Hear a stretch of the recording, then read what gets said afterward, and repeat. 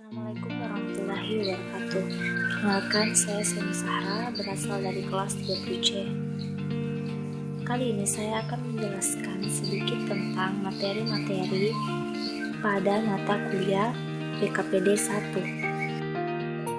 Adapun materi yang akan saya jelaskan, yang pertama upacara bendera, yang kedua sejarah pramuka, ketiga LKBB, 4 tali temali dan plenering, 5 seni merse, 6 semapor, dan 7 menaksir.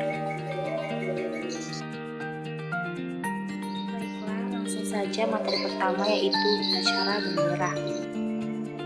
Ada 3 macam upacara yang akan saya jelaskan. Yang pertama, upacara umum, upacara pembukaan, dan upacara penutupan latihan pramuka. Dilakukan untuk kegiatan tertentu dengan menggunakan peraturan yang berlaku secara umum.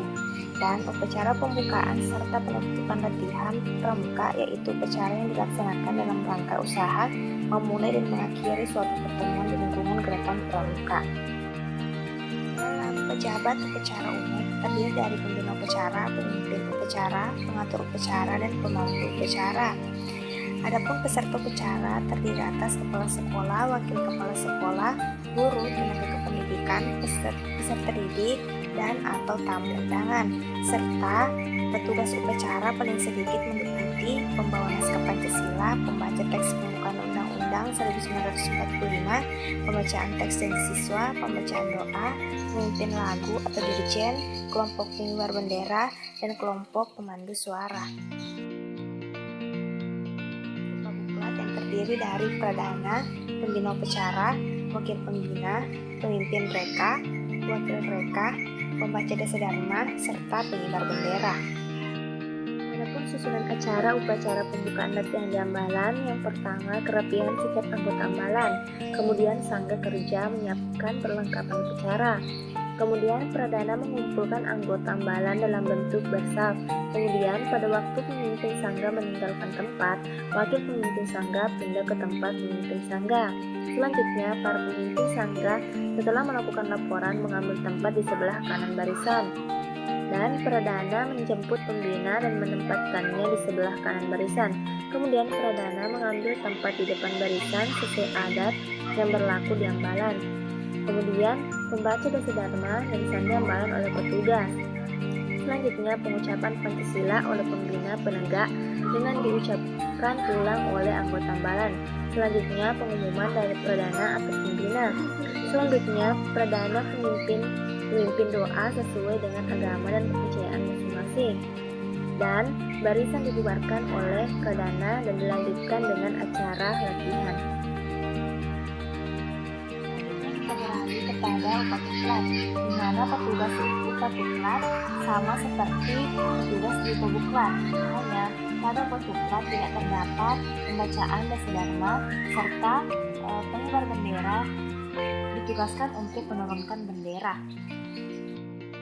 Adapun susunan acara pada penutupan latihan di Ambalan, yang pertama kerapihan setiap anggota Ambalan, yang kedua pradana mengumpulkan anggota Ambalan dalam bentuk barisan besar, yang ketiga pemimpin sangga mengambil tempat di sebelah kanan barisan dan wakil pemimpin sangga berada di tempat pemimpin sangga, yang keempat pradana menjemput pembina penegak dan mengantarkannya ke sebelah kanan barisan, yang kelima pradana mengambil tempat di tempat barisan sesuai dengan adat Ambalan yang berlaku, yang keenam petugas bendera menurunkan sandera putih untuk disimpan, yang ketujuh pembacaan sandi Ambalan oleh petugas, yang kedelapan pengumuman tentang sangga kerja untuk latihan yang akan datang dan lain-lain, yang kesembilan pradana memimpin doa menurut agama dan kepercayaan masing-masing, kesepuluh laporan pradana kepada pembina penegak, dan yang terakhir adalah pradana membubarkan barisan. Selanjutnya yang akan saya paparkan adalah sejarah pramuka. Pertama, saya akan menjelaskan sedikit tentang sejarah pramuka di dunia. Sejarah pramuka di dunia pertama kali dimulai saat Baden-Powell menuliskan pengalamannya dalam buku Scouting for Boys pada tahun 1908. Buku tersebut dibuat untuk panduan upacara perkemahan yang dirintisnya pada tahun itu. Buku ini sangat laris bahkan di luar Inggris, sehingga mulai bermunculan organisasi-organisasi pramuka yang ditujukan kepada anak laki-laki saja. Pada tahun 1912, Badan Paul bersama adik perempuannya yaitu Agnes mendirikan organisasi pramuka untuk wanita bernama Girl Guides. Pada tahun 1916 mulai berdirinya organisasi pramuka untuk usia siaga yang dinamakan CUB atau Anak Serigala. Dan pada tahun 1918 kemudian berdiri organisasi Rover Scout yang ditujukan untuk kelompok remaja berusia 17 tahun. Badan Paul kembali mempublikasikan buku Roving to Success pada tahun 1922 yang berbicara tentang seorang pemuda yang mendayung perahu sampannya menuju pantai kebahagiaan. Tepatnya pada tanggal 30 Juli sampai 8 Agustus 1930 di Olympic Hall, London. Kegiatan Jambore Dunia pertama kali diadakan dan diikuti sebanyak 800 peserta dari 34 negara. Dalam kegiatan tersebut, pada akhirnya Badan Paul dinobatkan sebagai Bapak Pandu Sedunia. Selanjutnya saya beralih kepada sejarah pramuka Indonesia. Sejarah pramuka Indonesia dikenal dengan 3 masa pramuka, yaitu gerakan pramuka pada masa penjajahan Belanda, gerakan pramuka pada masa penjajahan Jepang, dan gerakan pramuka setelah Indonesia merdeka. Pertama, gerakan pramuka pada masa penjajahan Belanda, Indonesia bernama Nederland Indische Panpinders-Vereniging atau NIPV, atau dalam bahasa Indonesia dikenal Persatuan Pandu-Pandu Hindia Belanda. Setelah Sumpah Pemuda, kegiatan pramuka semakin digemari sehingga terbentuknya Pandu Pemuda Sumatera pada tahun 1930 dan pada tahun 1931 berdirinya Persatuan Antar Pandu Indonesia. Kemudian tahun 1936 berubah nama menjadi Badan Pusat Persaudaraan Kepanduan Indonesia atau BPPKI. BPPKI melakukan kegiatan Perkino atau Perkemahan Kepanduan Indonesia (POEM). Perkemahan inilah yang menjadi cikal bakal pelaksanaan kegiatan Jambore hingga sekarang. Pada saat penjajahan Jepang, gerakan pramuka masih berjalan dan masih bisa bertahan. Namun di saat Jepang menyerang kepada Belanda, banyak tokoh kepanduan Indonesia yang ditarik masuk ke Haibondan, Peta, dan Senendan. Jepang melarang berdirinya partai dan juga menganggap gerakan pramuka berbahaya karena dapat meningkatkan persatuan dan kesatuan rakyat. Namun, hal itu tidak menyurutkan tekad kepanduan Indonesia untuk menjalankan Perkino II dalam memperjuangkan kemerdekaan bangsa Indonesia dan mengusir tentara Jepang. Setelah kemerdekaan Indonesia, tanggal 28 Desember 1945, didirikan organisasi Pandu Rakyat Indonesia di Solo yang menjadi wadah kepanduan di seluruh Indonesia. Pada tahun 1961 terdapat 100 organisasi kepanduan di Indonesia yang dibagi menjadi 3 federasi, yaitu Persatuan Kepanduan Putri Indonesia, Ikatan Pandu Indonesia, dan Persatuan Putra Putri Indonesia. Pada tanggal 14 Agustus 1961, gerakan pramuka diperkenalkan secara resmi kepada seluruh masyarakat sehingga pada hari itu diperingati sebagai Hari Pramuka setiap tanggal 14 Agustus. Materi yang selanjutnya akan saya bahas adalah materi LKBB atau latihan keterampilan baris berbaris. Keterampilan baris berbaris adalah suatu wujud latihan fisik yang diperlukan guna menanamkan kebiasaan dalam tata cara kehidupan yang diarahkan kepada terbentuknya suatu perwatakan tertentu. Adapun jenis-jenis LKBB dibagi menjadi 2, yaitu LKBB dengan tongkat dan LKBB tanpa tongkat. LKBB dengan tongkat biasanya digunakan oleh baris berbaris pramuka, sedangkan LKBB tanpa tongkat biasanya digunakan baris berbaris secara umum. Fungsi latihan keterampilan baris berbaris adalah guna menumbuhkan pertama sifat disiplin, rasa tanggung jawab, dan rasa persatuan. Aba-aba adalah suatu perintah yang diberikan oleh seseorang pemimpin kepada yang dipimpin untuk dilaksanakannya pada waktu secara serentak atau berturut-turut. Adapun macam aba-aba ada 3 macam, yaitu yang pertama aba-aba petunjuk, yang kedua aba-aba peringatan, yang ketiga aba-aba pelaksanaan. Aba-aba petunjuk dipergunakan hanya jika perlu untuk menegaskan maksud dari aba-aba peringatan atau pelaksanaan. Aba-aba peringatan adalah inti perintah yang cukup jelas untuk dapat dilaksanakan tanpa ragu-ragu. Dan aba-aba pelaksanaan adalah ketegasan mengenai saat untuk melaksanakan aba-aba pelaksanaan yang dipakai ialah gerak, jalan, dan mulai. Adapun 12 gerakan dasar LKBB yaitu sikap sempurna, istirahat di tempat, lencang depan, lencang kanan atau kiri, hadap kanan kiri, hadap serong kanan atau kiri, hormat, hitung, setengah lencang kanan, setengah lencang kiri, jalan di tempat, balik kanan, dan langkah tegak. Berikut ini beberapa praktek LKBB tanpa tongkat dan dengan tongkat. Siap, gerak. Istirahat di tempat, gerak. Siap, gerak. Kepada kakak pembina, hormat, gerak.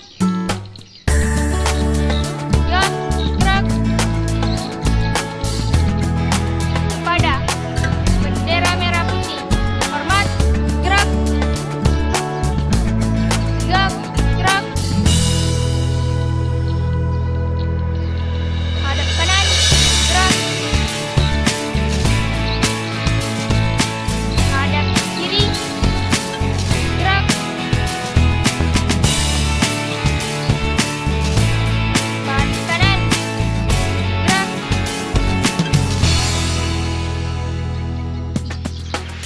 Hadap serong kiri, gerak. Letakkan tongkat, gerak.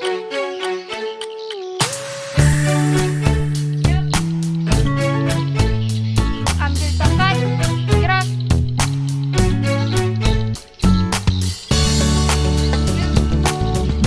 Hadap serong kanan, gerak.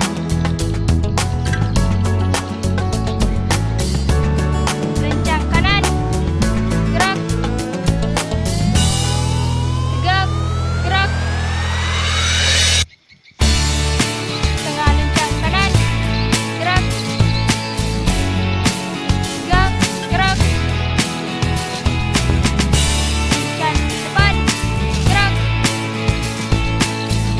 Tegak, gerak.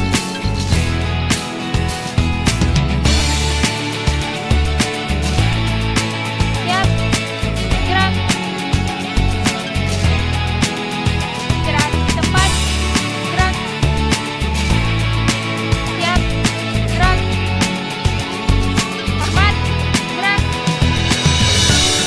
Tegak, gerak. Hadap kanan, hadap kiri, gerak.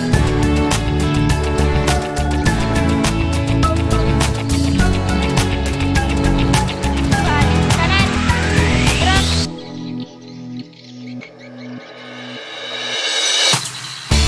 Hadap serong kanan, gerak. Hadap serong kiri, gerak. Lencang kanan, gerak. Tegak, gerak. Tengah lencang kanan, gerak. Tegak, gerak. Lencang depan, gerak. Tegak, gerak. Materi selanjutnya yaitu tali temali dan pioneering. Pertama-tama tali temali. Istilah tali temali dalam pramuka seringkali kita mencampur adukan antara tali, simpul, dan ikatan. Hal ini sebenarnya berbeda. Berikut akan dijelaskan perbedaannya. Yang pertama, tali adalah benda yang digunakan. Simpul merupakan pertemuan tali dengan tali, sedangkan ikatan adalah benda yang ditali atau seperti tali yang diikat dengan tongkat dan sebagainya. Hasil bentukan dari tali biasanya terdiri dari ikatan, simpul, dan jerat. Simpul, ikatan, dan jerat yang baik dan benar adalah ikatan. Simpul dan jerat yang bisa digunakan dengan kuat, tidak mudah lepas, serta mudah untuk dilepas kembali. Adapun macam-macam simpul, yang pertama simpul mati, yang kedua simpul hidup, yang ketiga simpul anyam, dan yang keempat simpul anyam berganda. Untuk membuat buah tali yang bisa membesar dan tidak licin atau kering. Simpul matek yang sulit untuk dilepaskan kembali karena digunakan untuk mengakhiri simpul tali.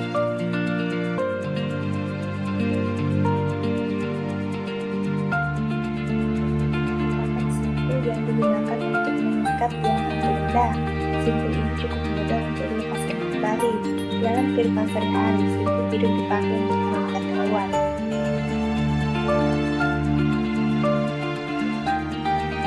Untuk menyambung dua utas tali yang tidak sama besar dan dalam keadaan kering.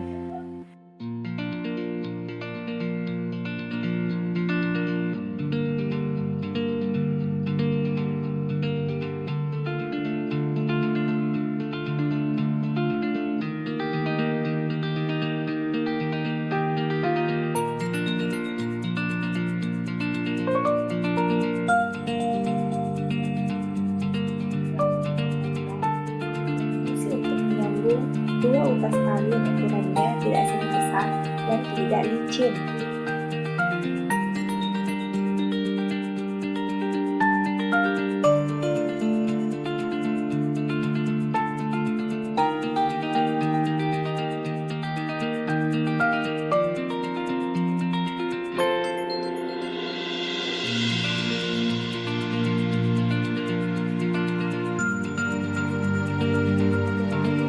Macam-macam ikatan. Pertama yaitu ikatan pangkal, ikatan jangka, ikatan palang, ikatan silang, ikatan tambang, ikatan tarik, dan juga ikatan canggah.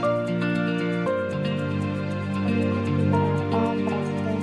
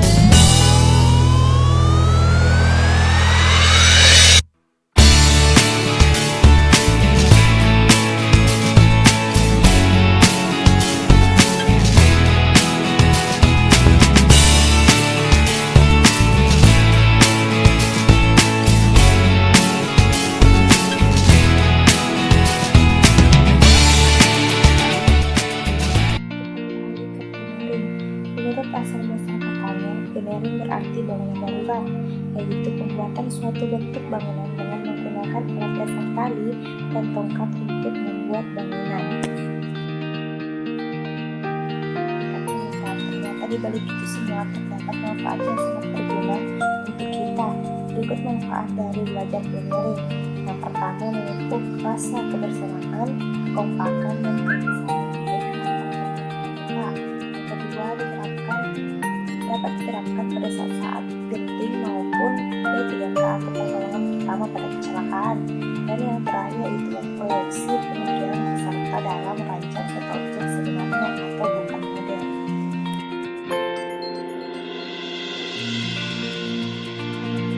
Selanjutnya adalah sandi, morse, dan semafor. Yang pertama yang akan saya jelaskan adalah sandi. Kata sandi berasal dari bahasa Sanskerta yang artinya rahasia. Karena itu, maka tulisan rahasia disebut sandi atau tulisan-tulisan yang dirahasiakan. Huruf atau kata sandi sulit dimengerti kecuali kalau kita mengetahui kunci atau cara memecahkannya. Nah, yang akan kita bahas kali ini adalah sandi yang paling ditanyakan dan yang paling umum digunakan oleh kaum saat ini, yaitu morse dan semafor. Adapun macam-macam sandi yaitu sandi petak 2, sandi petak 3, sandi rumput, dan masih banyak lagi.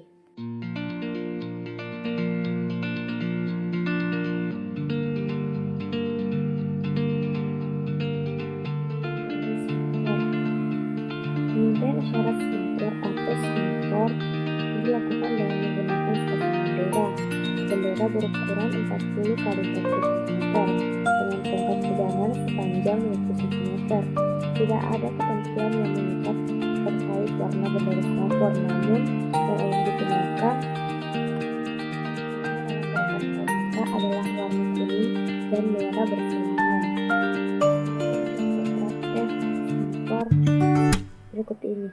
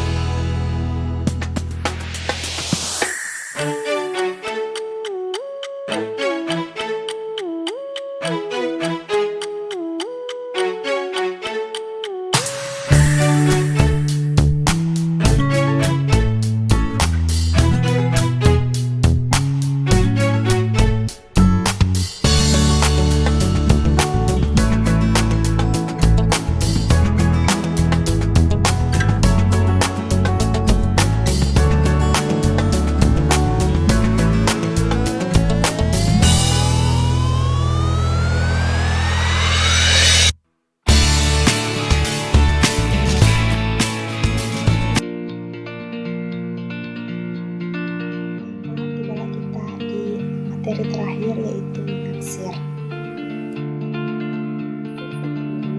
Dapat dikatakan sebagai menentukan suatu atau harga banyaknya jumlah, ukuran, dan sebagainya dan kira-kira, sehingga menaksir ini dapat diartikan sebagai menentukan ukuran tinggi sebuah objek dan kira-kira. Karena sifatnya kira-kira, maka menaksir dirasa berbeda dengan mengukur. Dalam menaksir tinggi, kita dituntut untuk mengetahui atau menentukan sebuah ukuran tinggi sebuah objek dengan menggunakan alat seadanya. Melakukan penaksiran tinggi dengan metode perbandingan segitiga dalam menaksir tinggi terdapat berbagai cara dan metode seperti metode menaksir tinggi dengan menggunakan bangkian bayangan, metode segitiga siku yaitu 45 derajat, dan lain sebagainya. Itulah tadi materi dari saya. Kurang lebihnya mohon maafkan. Wassalamualaikum warahmatullahi wabarakatuh. Sekian dan